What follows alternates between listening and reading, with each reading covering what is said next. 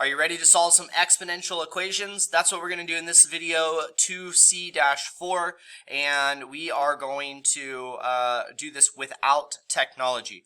So, in order to be successful and to solve exponential equations, we have two methods that we're going to do. So we'll split this lesson into two videos. The first one is going to recognize two numbers as powers of the same whole number. So essentially we rewrite exponential expressions to be the same base. Also, you can rewrite a number as a power of a whole number, and in the second lesson, change from exponential form to logarithmic form, okay? So, in this video, we are going to talk about the exponential property of equality, similar to what the logarithmic property of equality is, but the exponential property of equality deals obviously with exponentials. So, the trick here, though, is we're going to make both sides of the equation the same base. So given b to the power of x is equal to b to the power of y, if the left and the right are the same, if the bases are the same, what that means is that the exponents must be the same. This is the exponential property of equality. If we can rewrite two expressions as equal powers with the same base, okay? So, here's your basic steps in order to solve an exponential equation using exponential property of equality. 1, use inverse operations to write the equation in the form of a power equals a power as needed. Number 2, rewrite the equation so that the powers have the same base. So I need something that looks like this. Two sides to have a power expression. Then we'll use the exponential property of equality to rewrite a new equation that just sets the exponents equal to each other. We ignore the base. And again, you can kind of think of this as, what if I took logarithm base b of both sides? That would cancel out the bases, and then you're just left with the exponents, x equals y. And then we'll go ahead and we'll solve this new equation. It could be linear, it could be quadratic. What's important, though, is that we do not have extraneous solutions, because all real numbers is the domain. The domain of exponential functions is the domain of all real numbers. So I guess everything's solutions. The only type of extraneous solution that would occur is if it's not real, if it's imaginary. But I don't know if we'll have any of those. When an exponential equation of the form b to the power of x cannot be rewritten as two powers of the same base, it can be solved another way, and we'll talk about that in the next video. So let's go ahead, let's check out this exponential property of equality. The function k is given by k of x equals 9 times 8 to the power of x plus 5. Find all values of x for which k of x equals 41. Okay, so I'm going to take k of x, and I want k of x to be equal to 41. 9 times 8 to the power of x plus 5 is equal to 41.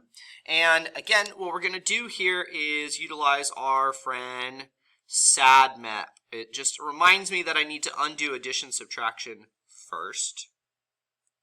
And I now have 9 times 8 to the power of x is equal to 36. And then it reminds me that I need to undo multiplication or division next. So I'll undo multiplying by 9. And these cancel, and now I have 8 to the power of x is equal to 4. So there's two ways, again, that you could solve this. You could solve this with logarithms, but the focus here is I want to teach you the exponential property of equality. I hope you recognize that both of these are base 2. Isn't 8 to the power of x, isn't that 2 cubed to the power of x? And isn't 4 2 to the power of 2? So if I use power to a power property, I have 2 to the power of 3x is equal to 2 to the power of 2. Here's the exponential property of equality in work. I can just get rid of these base 2's. They're the same base, so then the exponents must be the same. 3x is equal to 2. And I can divide by 3, and we get x is equal to 2/3. Pretty nifty, huh? Just set them both as the same base. So let's go ahead and look at another example. Here the function r is given by r of x equals 36 over 3 to the power of 2x minus 1 equals all values of x for which r of x is equal to 3. Okay, so I'm going to take my function r of x, which is 36 over 3 to the power of 2x minus 1, and I'm going to set it equal to 3. Again, I'm going to undo addition subtraction first. I'm going to add 1 on both sides to give us 36 over 3 to the power of 2x equals 4. Man, that looks so weird. It should look weird because it has a denominator. Let's get rid of the denominator. I'm going to multiply. I'm going to undo this division next by 3 to the power of 2x.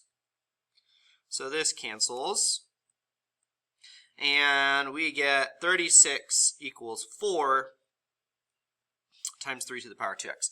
Now, I want this exponential base to be by itself, so I'm going to get rid of this coefficient of 4 now. So now I'm going to go ahead and I'm going to divide by 4. And we get 9 is equal to 3 to the power of 2x. And now you should feel better because you're like, hey, 9, that's just 3 squared. It is. So I have now, since they're the same base, 2 is equal to 2x. 2 is equal to 2x, which means if I divide by 2, we get 1. Okay? Pretty straightforward. All right, let's see what you got. Time to put you in the game. Let's have you pause the video, go ahead and try this practice one, and we'll talk through the solution. Okay, hopefully you went ahead and set w equal to 82, and then we solve. I'm going to subtract 2 on each side. That would give us 80, and then we'll divide by 5 on each side in order to cancel out that multiplier, and that would give us 16. And what you should recognize, hopefully, is 1/8 and 16. Those are both base 2, both family of 2. So 1/8, that's 2 to the negative third, and 16 is 2 to the fourth. So once I use power to a power here, I'm going to go ahead and multiply these. That gives me negative 9x. You get 2 to the negative 9x equals 2 to the fourth. Set those powers equal to each other, divide by negative 9, and you get x equals negative 4/9. Awesome. Okay, next practice problem that I have here for you is f is given by f of x equals 4 over 216 to the power of x minus 4. For which values of x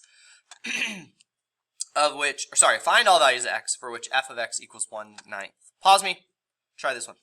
Okay, here we go. Hopefully you went ahead and set them equal. Now this is a rational equation. This fraction equal to this fraction. And what I went ahead and did was I just multiplied each side by its denominator. So I multiplied this side by 9, and this side by 9. And then I went ahead and I multiplied this side by 216 to the power of x minus 4, and this side times 216 to the power of x minus 4. Also known as the butterfly method. Some teachers teach it as the butterfly method if you cross multiply. Anyway, you end up with this equation, which is 36 equals 216 to the power of x minus 4. Now 216, hopefully looking at 36, you're like, this has got to be base 6, which it is. It's 6 to the power of 3. So now, here's the next hurdle that you got to kind of jump. You have a binomial as an exponent, so when you distribute this power to a power, it's not 3x minus 4. You have to distribute this exponent. It ends up being 3x minus 12. So that's why I put parentheses around this x minus 4, and I really should have carried them all the way through here. But hopefully you got 2 is equal to 3 times x minus 4, and then if we go ahead and add 12 to both sides and then divide by 3, you get 14 over 3. Did you get it? Hopefully. There was a couple little tricks in there. Okay, let's look at another example, and they say here, consider the functions n and m given by n of x equals 9 to the power of x minus 4 and m of x equals 1 over 27 to the power of 2x plus 3. In the xy plane, what is the x-coordinate of the point of intersection of the graphs n and m? So if I had graphing technology, I could graph these and find where they touch, and that's it. Without that, what we do is we go ahead and we set them equal to each other. So 9 to the power of x minus 4 equals 1 over 27 to the power of 2x plus 3. And really, this is quite simple with the exponential property of equality in mind. That's 3 squared times x minus 4. And 1 over 27, that's 1 over 3 cubed, so that's 3 to the negative third to the power of 2x plus 3. And again, I'm going to put parentheses around that because I want to distribute. And so what I get, well, I guess I'll write it like this. So I have 3 to the power of 2 times x minus 4 equals 3 to the power of negative 3 times 2x plus 3. and those exponential bases cancel. The exponential property of equality allows me to cancel them, and now I have this equation. 2 times x minus 4 is equal to negative 3 times 2x plus 3. Okay, I can go ahead and distribute this, and so I get 2x minus 8 is equal to negative 6x minus 9. Negative 6x minus 9. Okay. Linear equation. Variables to one side, numbers to the other. Let's add 6x to give us 8x, and let's add 8 to give us negative 1. So we get 8x is equal to, those cancel, these cancel, negative 1. Okay? Divide by 8, and you get x equals negative 1/8. So really, exponential property of equality, if you're good with your powers, I can set these bases next to each other. So yeah, pretty easy peasy. Okay, couple of questions here for you. Go ahead, please pause me. Try this practice one. Okay, hopefully you got 25 to the power of x equals 125 to the power of 2x minus 4. We can set each of these as base 5. So 5 to the power of 2x equals 5 to the power of 3 to the power of 2x minus 4. And we have property, the power to a power property. And when you multiply these, you get 2x and then 3 times 2x minus 4. So now that I have the same base, we can go ahead and set the exponents equal to each other. You solve and you should have got x equals 3. Over here you should have subtracted 6x minus 6x and then divided by negative 4 to get 3. Okay? Alright, last problem for this video is here. Please pause, try this example.